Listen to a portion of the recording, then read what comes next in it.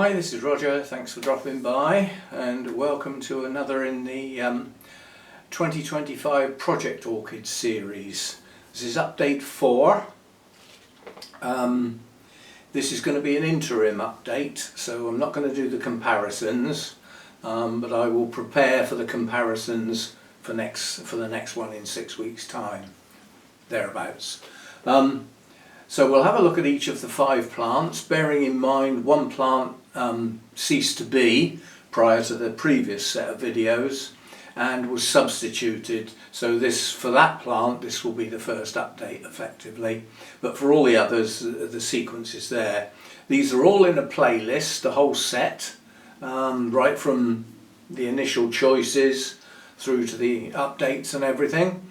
I had a request that in this particular video, can I make sure I put pop-ups of the blooms for any that aren't in bloom, which is most of them. Yeah, so I'm quite happy to do that. I'll put the name and the pop-up of the blooms where I've got them. It's easy enough for me to do, so don't worry about that causing me work. It's not a big deal. Yeah, so we'll have a look at them. I'll have a chat about their progress, how they're doing, any major changes since the previous video 6 weeks ago, and we'll go from there. So let's move on to the first plant.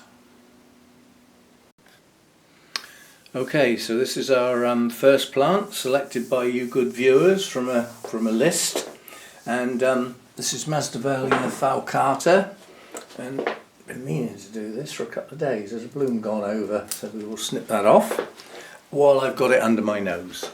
Now this one's progressed okay. It's dropped a few leaves, but then it's grown quite a few as well. So I would suggest the number of actual leaves on the plant has remained roughly the same. As I said, a few have gone over and there are some new ones. So there we go. Now this has been in bloom for quite a while, but it's sort of on and off. I've just taken that bloom off, but we do have another one. I don't see any more coming, not at the moment, but they seem to just appear. They seem to sort of creep up on you. And the fact of the matter is these don't get watered too often, so I don't pick them up very often. So until the bud sort of breaks cover and sort of bursts out from the leaves, I don't tend to see them because I don't go searching for them basically. But I think the plant's doing okay. It's got some roots. It doesn't seem to be a huge amount of progress on the roots, but there's lots of roots showing at the base of the plant. So I think there's a lot of roots sort of underway, if you know what I mean. And you know, I mean, there are places on the plant.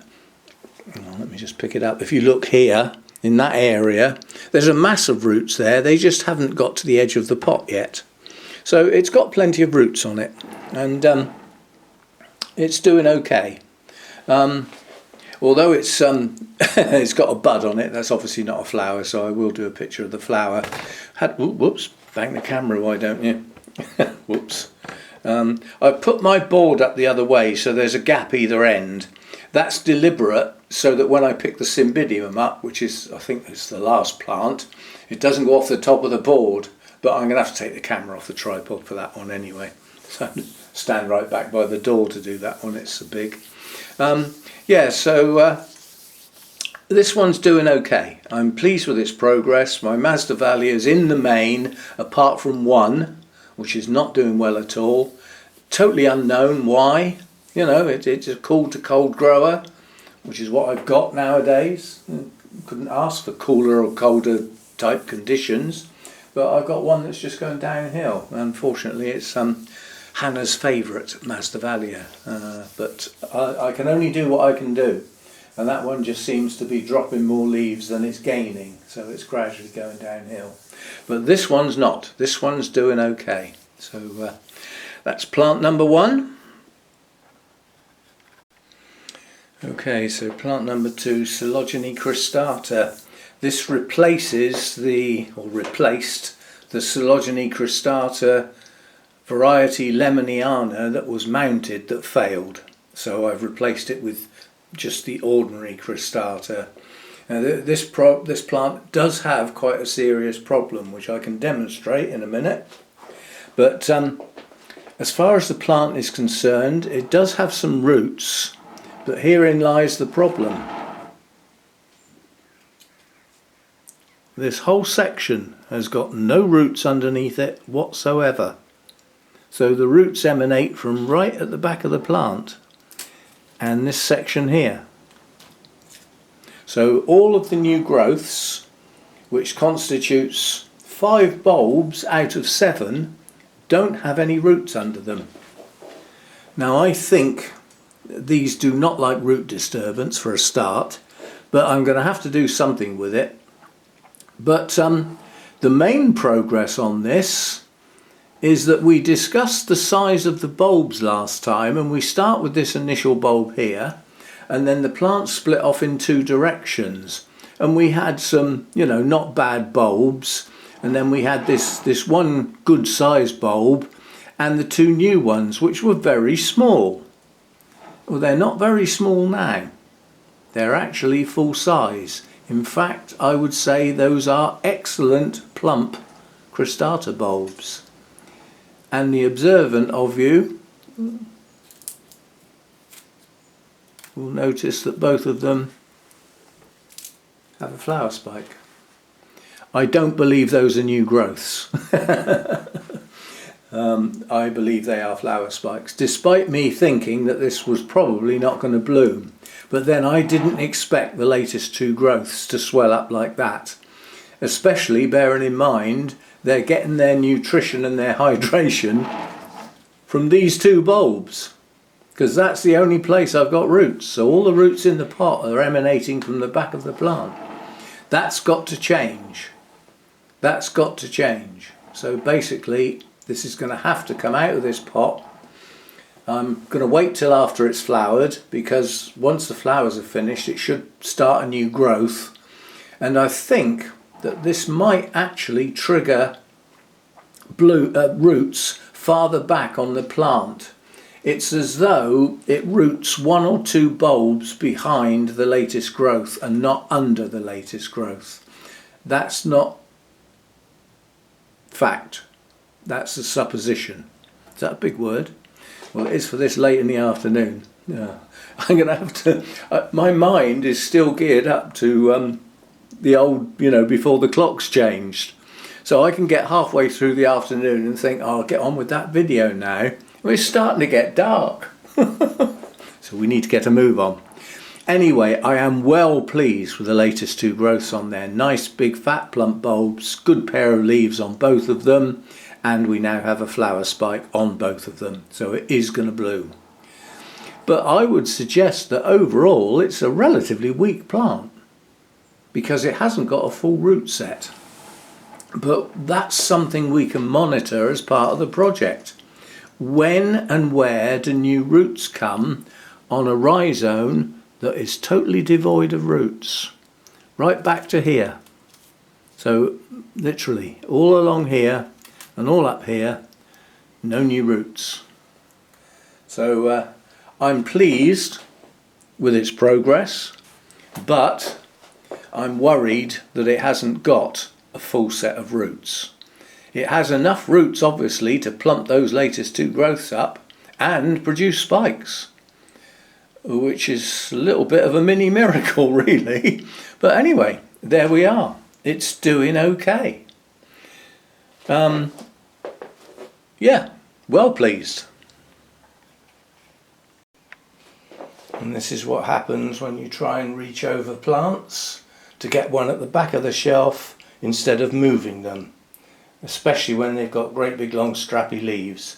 That's just fallen on the floor, hit the floor so hard it actually broke the pot and emptied a lot of the contents. So I put it inside another pot so that I don't have to completely repot it, and I'll clear up the mess later and possibly have to add a bit more media. But that's the one that has the nice cascade flowers on it. Yeah, accidents happen. Right, back to the proper video. Right, following that little hiccup, grr. There was a bit of language, quite loud as well. I hope next door didn't hear it. It was a single word expletive. 4 letters, no prizes. Right, on to plant number 3. This is my Miltoniopsis Her Alexander. Main change is obviously it's grown a spike and just come into bloom. This bloom started to open 2 days ago and is now nice and flat. There's a distinct creamy tinge to the actual sepals on this one when the blooms are brand new, but they soon fade to white. So what we've got here is quite a healthy Miltoniopsis. This is a rare sight. Well, it's for me anyway. We've had a lot that look, well, not even as good as this when I bought them, and they've gone downhill ever since. Whereas this one's going uphill, it's getting better. Nice strong new growth here. It's highly likely to bloom actually. It might not, but it could do. It's not full-size bulb yet, but we have a bloom here. It's only got 2 buds, but 2 buds is better than no buds. So there's a second bud hiding back here. We've got reasonable roots, which is good. These don't fare well with poor root systems. They will do okay with older, tireder roots, providing they don't rot. And the easiest way to rot them is to keep your media wet. Moist is what these like. Now that's difficult to achieve. How I achieve it with mine is I don't absolutely soak them. I pour the water round the edge, because basically most of the roots head to the edge of the pot anyway, and the middle of the pot therefore hasn't got many roots. So if the middle of the pot's soaking wet, all it's going to do is keep the media damp throughout the whole pot, whereas I let mine get almost dry. But it's doing okay. Well pleased with this. What have we got then? We've got a new growth now which is in bloom. Got another new growth here, and this growth is relatively new, and it is a little odd because it seems to have a leaf coming out from the side of the bulb, which is odd. I thought at first it might be a spike, but no such luck. And then all the rest of the bulbs are older bulbs, but they're all leaved. We have no, oh yes, we have one leafless bulb at the back and one that's just down to 1 leaf. So in the main we have leaved bulbs. The leaves are pretty good. I've got a crinkled leaf here, singular, 1. I'll put up with that. But apart from that, that's quite a healthy plant and in bloom. So doing okay, pleased. Okay, now plant number 4 is expanding before our eyes.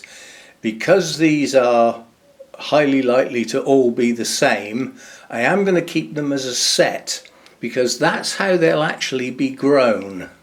So what we've basically got is Pleone Tongariro. Now this big fat bulb is the one I bought.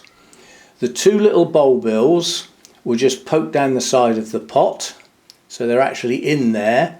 They haven't rooted, but they're there really for safekeeping because there's no water going in these pots anymore. These are dormant. These have gone dormant. And the little bulbil we took up and potted up separately was actually grown into a little, quite a reasonable little bulb in the short time it had in its own pot. And then of course in the bag we've got the Pleones that I got from my friend Helen, which is, I mean, I'll just get a handful out. There's basically blooming size bulbs, there's bulbils, but there's a good group to be planted up along with these late winter. So they're going to stay in that bag because it's a paper bag and they can live in there, and any excess moisture that comes out of the bulbs or anything will be absorbed by the paper. They'll be quite safe in there on the shelf with the other plants for the winter. or they can be thrown on the floor, of course. Oh, he's tired. Ah. I love it when they say that, when kids start getting all grizzly and knocking things over. Oh, he's tired. Yeah, well, I am. Thanks to my fluffy alarm clock. So there we go. There's not going to be much more to say with these as far as Project Orchids are concerned, because they've stopped growing, they've shut down for the winter, they are completely dormant. So there's nothing going to happen until they get revitalised in the spring. I'll call it late winter, because I'm hoping to start them off as soon as I see the first shoot on any of the bulbs. Then they will get planted up, and they're all going to go in a clay pan. So it will be a clump of all the same plants. Now this is an assumption. Yeah, possibly Tongariro. I'm confident because I know where they came from. They came from my friend Alan's front garden. He's got a mass of them, probably hundreds, under his conifer in his front garden. Helen got some from him, has grown them on well, and now has excess. They're a bit like Deesas. Once you get them going, you're going to have to start giving them away to friends. But my plan is to grow them into potfuls. Not lots of individuals, a clump with, hopefully mass blooming in time. Now next year we will probably get some of these will bloom. This will definitely bloom. I'm hoping to get 2 blooms off of that next year. It's so big. It's bigger than anything in there, obviously. And I don't think that's this one that I've grown. I don't think that's going to be big enough. We shall see. So that's the group. It is a group, and they will all be kept together. And as I said, I'm probably going to plant every single one of these in the same pot. Late winter time. As soon as I see some movement, as soon as they start, they'll break their dormancy when they are ready in my environment. So I'm not going to try and force anything. They're just going to stay dormant, no water, obviously no feed. You'd have the job to do that without water, wouldn't you? And they'll just be allowed to be dormant until such time as they decide it's time to grow. Then we'll deal with them. So that's those. Beautiful blooms for such, but if only they lasted longer. But the Mathers Foundation, their breeding programme, they inherited the national collection of Pleonies, and they've got a lot of their own. They're getting heavily into their own breeding programme now, and they're after larger blooms, new colours, new patterns, and longer lasting blooms. That's their goal. They've managed it with the odonts, they've managed it with the cymbidiums, they seem to manage it with whatever they touch. So I've got high hopes for 3 or 4 years' time what's going to come out of the Mathers Foundation under the Pleony flag. So there we go, plant number 4. And last but not least is the Cymbidium copper. Best laid plans, my idea of putting the board upright was that so I could get a decent picture of the Cymbidium completely surrounded by blue. Well, without moving that, I can't get far enough back. So I'm actually filming it from over here on the side. Tough, that's how it's going to have to be. I'm not doing a comparison this time anyway. Maybe next time I'll actually move the staging out of the way, and because I have to get directly in line for it to work. So we discussed last time that this is my Cymbidium that's gone downhill the most because it's dropped the most leaves. Well, it's stopped doing that. No more leaves have dropped, none have turned yellow. So basically it may just be one of those that drops its leaves on the oldest bulbs relatively quickly. Now some Cymbidiums hold their leaves 3, 4, possibly even more years, and some start dumping leaves at the end of the second year, which might be one. It might be one of these, but we've now got one soggy mess that's just nothing in particular, and 3 big leafless back bulbs. And the whole plant is now right up against the edge of the pot, so it needs repotting, and I would suggest that come the right time I will be taking this out of its pot and cutting the back end of the plant off, leaving it with 2 growths and whatever new growths it decides to put up for the next growing season next year, which may only be 1, it may be 2. But given that I doubt if there's a huge amount of strength in these back bulbs. I mean, this one's tiny compared with what we've got here, and that one's quite large, that one's medium. But what we do have that has progressed quite well is the flower spike, and these blooms will be open soon. They're separating away from the stem, and they've started to show colour and the individual sepals. You see the gap down there? Well, these are sepals, and you know what's inside is petals and the lip. So it shouldn't be too long before this is in bloom, and in theory it should still be in bloom in 6 weeks' time. In theory. So next time we look at it, should be in full bloom. Now this has managed to not escape, but not get anywhere near the amount of scale that some of the others have got, and it now is in a separate place where it's a long way away from the other plants. So providing I keep my eye on it and nothing spreads, then we should keep this one reasonably scale free. And because it had so few, the leaves aren't actually that marked, so I could get away with this one going to a show in the future. We shall see. But that's the main change to the plant. The bulbs are swelling. The older bulb here is finished. That's done. That's just going to stay as is and hopefully keep its leaves as long as possible. The new growth for this year is swollen. That's, you know, coming up to full size now and has produced its spike. So it's doing everything that is predicted. The only thing that wasn't predicted was dumping that many of the old leaves all at once. Maybe it just didn't take to repotting. You know, I mean, virtually all of them got repotted. I'm not sure that one got repotted this year though. Can't remember, I'd have to look at my notes. Anyway, there we go. Now I've got a mess to clear up and a pot to effectively repot. Although all I've got to do is stuff a load of media down the sides and fill up the gaps. But yeah, a bit of a disaster. Could have been worse. At least that is a plant with no spikes on, and the new growth is safe. That didn't get damaged. So I said it landed on its side, so it broke the pot, and the pot broke the fall. Not the plant. If it had turned upside down as it fell, it would have squashed the new growth. Then we'd have had to wait for an entirely new one. So there we go. That's the project plants as they are now.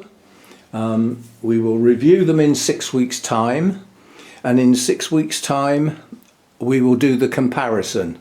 So we'll look back to the previous time that we compared them, which is 12 weeks ago, which makes a viable comparison. Doing the comparisons every 6 weeks I think is too much. It's not enough change. So next time we will do a full comparison, and we'll have a look at how they seemed that long ago. Doesn't time fly? I had somebody on the phone this morning and just basically said, where did the year go?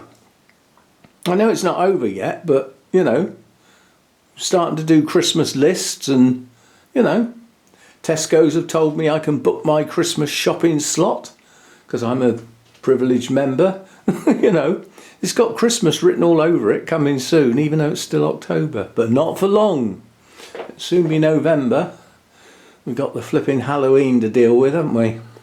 Anyway, I've got to get this camera in a position somehow to be able to get a still off of this for my records. If I do that and push it up against the board and bend these leaves so that it's sort of flattish against the board, sort of like that and shows the spike. Now can I get far enough away? Yeah, that'll do. That'll do for a comparison shot, should I need one. Right, there we go. Thanks for dropping by and everything, and I'll see you next time. Bye for now.